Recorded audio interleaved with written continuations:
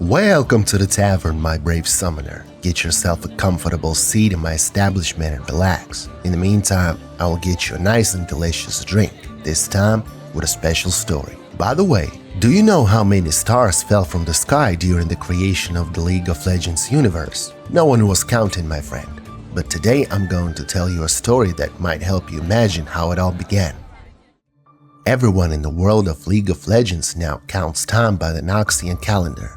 That's because Noxus is one of the most powerful and aggressive empires in Runeterra. Through conquests and influence, Noxus has spread its culture, laws and traditions across many lands. Incorporating the Noxian calendar into the daily lives of other nations is one way to demonstrate the power and dominance of Noxus. But that's a whole other story that I will tell you about in the future, my brave summoner. Let us go back to the beginning, when there was no Noxus, nor the two of us, when the world was just a huge sandbox where the gods played their games. Long ago, in the vastness of space, there was nothing, an emptiness where neither time nor space existed. Out of this absolute vacuum, the main universe that would later be called the world of League of Legends was suddenly born. This universe was filled with energy and untold potential. At its core, something extremely powerful emerged, an entity that would be called the primordial source, or simply the first source. This source gave birth to all forms of life and magic, and every particle of the universe was imbued with its energy. Along the formation of the main universe, shadow forces, mysterious entities that had no clear shape or direction, also began to emerge. These forces began to coalesce into something more complex and powerful, called the Void. From the depths of the Void, Watchers began to emerge, beings who could see and control the flow of energy and events in the universe around them. As the universe continued to evolve and expand, beings of supreme wisdom and power began to emerge as well, capable of influencing the balance of power in the world. The most mysterious and significant of these beings was Bard, the wandering guardian of cosmic harmony. Bard appeared when the universe reached a certain level of development and complexity. He is no ordinary being. His nature remains incomprehensible to most rational beings. Bard is the embodiment of cosmic balance, driven by the need to maintain harmony and order among the worlds. He travels all around the universe, preventing destructive events and intervening only when the balance between the forces of life and chaos is threatened. After the emergence of transcendent beings, the universe entered the period of prolonged formation known as the countless eras before the first breath of creation. It was a time when the worlds and dimensions of the universe were just beginning to take their final shape. In the vastness of the young universe, Aurelion Sol, a majestic and powerful cosmic being, appeared. Along with him came other cosmic beings, such as Inviolus Vox, each with unique aspects of primal energy and influence. Inviolus Vox, for example, represented unpredictability and endless change, while Aurelion Sol brought harmony and order to the universe. Possessing indescribable power, Aurelion Sol began to create stars, filling the heavens with bright and brilliant luminaries. His creation united the stars into majestic constellations, creating dazzling patterns in space. In the process, living celestials were born, each with their own unique nature and purpose. Some of the celestials were created with the intention of destruction, such as the Destroyer or the Great Beyond, beings whose purpose was to bring disaster and change. Others, such as the Messenger or the Trickster, were created during the infinite process of creation. Their nature was one of the exploration and interaction, adding complexity and diversity to the cosmic landscape. As life began to emerge in the League of Legends universe, the Watchers, the beings created by the Void, began to become aware of themselves. Their consciousness awoke in response to the evolution of life on various worlds. The Watchers felt threatened by the creation of the universe and life, which violated their desire for eternal chaos and destruction. Gradually, they came to the conclusion that the existence of this universe was incompatible with their nature. In response, the Watchers decided to destroy the universe, halt its evolution, and return everything to a state of primordial chaos. They began to develop a plan that involved using the Void to destroy and absorb all forms of life and matter. Their ultimate goal was to turn the universe into a void where there would be no order or life, only endless chaos. At this time, another powerful being, Soraka, known as the Star Child, emerged from the depths of space. She appeared in response to the imbalance caused by the threat of the Watchers and other dark forces. Her essence was connected to cosmic magic and harmony, and she had a deep compassion for all living beings. Soraka decided to dedicate herself to protecting life and maintaining balance in the universe. She sought to heal the wounds caused by war and destruction, and to protect all living beings from the effects of the void. Her power manifested itself in the form of healing and protection, and she became one of the key figures in the struggle to preserve life in the universe. Continuing his creation processes, Aurelion Sol turned his attention to Runterra, a young planet in its formative stages. Recognizing its potential for the development of life, he decided to create a source of light and energy for it, the sun. This particular sun became the central star around which Runterra began to revolve, providing the heat and light necessary for life to form. The rest of the planet's formation took place under the influence of natural cosmic processes, as well as with the help of the world runes. It is not known, though, if these artifacts were the creation of a specific race, or if they arose on their own as the embodiment of the processes of destruction and creation.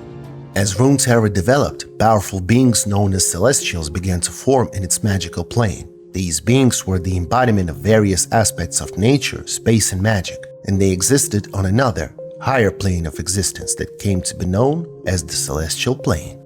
According to myths and legends, the celestials lived on Mount Targon, Runeterra's highest peak, from the planet's earliest days. These great beings were perfect forms that had tremendous power and influence over what happened in the world. They could intervene in the affairs of mortals, guiding and helping them, but they could also act in their own interests. Each celestial had its own purpose and sphere of influence, making them an important part of the universal order. From the formation of the planet's surface, we can start counting the time of the existence of the material world. At the same time, the world of spirits and the glade appear, leading to the emergence of magic in the very same material world. The primordial spirit gods are born in the spirit world. The Grey Man, Nagakaboros, and the demons, the eldest of whom is Fiddlesticks, as well as Evelyn and Tom Kench. At some unspecified point, the Grey Man cuts himself into pieces, resulting in the appearance of various incarnations of death. That will be Mask Mother, Kindred, Soul Spinner, the Ether Fiend, and others now forgotten.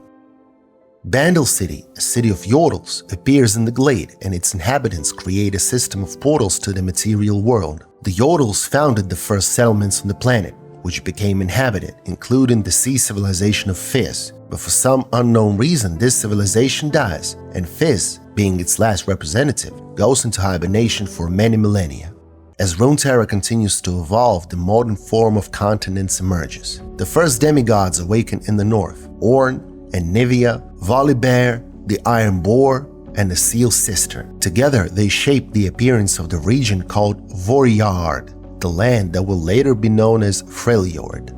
Information about the demigods that shaped the landscape of Freljord is mostly found in the myths and legends told by their followers. Some of the most famous stories include how Ornn and Volibear killed a giant magma serpent named Rond, and their battle led to the creation of many valleys, canyons, and eventually a river from the serpent's blood. Another story tells of the creation of Freljord's snowy landscape, which was the result of Ornn's search for a suitable home. The myth says that Ornn's first house, called Hornhall, was accidentally burned down when Anivia, angry with her brother for cutting down her favorite trees to build his house, played a joke on him by tickling his nose with her feathers, causing him to sneeze and release a jet of flame that set his house on fire. With that, he decided to build his second home, using his mighty tools to dig a huge black crucible with a forge of primordial molten flame inside, and named it Hearthhome. However, the heat emanating from this mountain was so intense that even Ornn could not withstand it. So with the help of his sister, the Seal Sister that is, he dug a trench to the ocean that allowed cold water to rush in and cool the hearth home, causing great amounts of steam to eventually freeze into clouds of snow that fell for 100 years. Although the authenticity of these stories is debated, there is no doubt that the demigods played an important role in the creation of Freljord. After the birth of the Voriard demigods, many other intelligent or semi-intelligent races appear over an indefinite period of time. That would be Yetis, Trolls, Minotaurs, and finally humans. Humans settle on the continents and the first cultures are born. Yordles begin to actively settle next to humans. For example, Gnar in Voriard, Canaan in Ionia, also known as the First Lands. Currently, Runterra remains very diverse in terms of civilization development. It combines both tribal formations that rely on primitive tools and ancient magic, and advanced technocracies that rely on technologies at the intersection of physics and magic. In the present days, the inhabitants of Runterra only know the territories of the planet's northern hemisphere. Whether the rest of the planet's surface is covered with water or there are undiscovered lands there remains a mystery.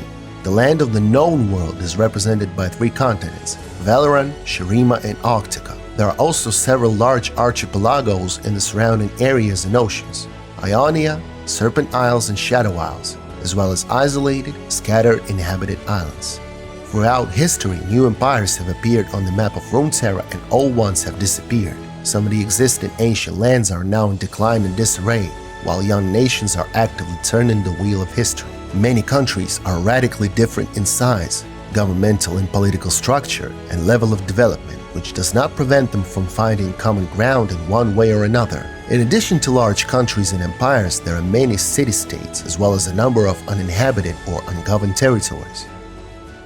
And so, my friend, we have come to the end of our journey through the centuries. We have seen Runterra in all its diversity, from its creation to its rapidly developing mega-cities. It is a beautiful world where the fates of gods and mortals intertwine, where magic and technology coexist, a world of mystery, danger, and opportunity. And remember, my dear summoner, the story of Runterra is not yet complete. Every battle you fight, every decision you make contributes to its development.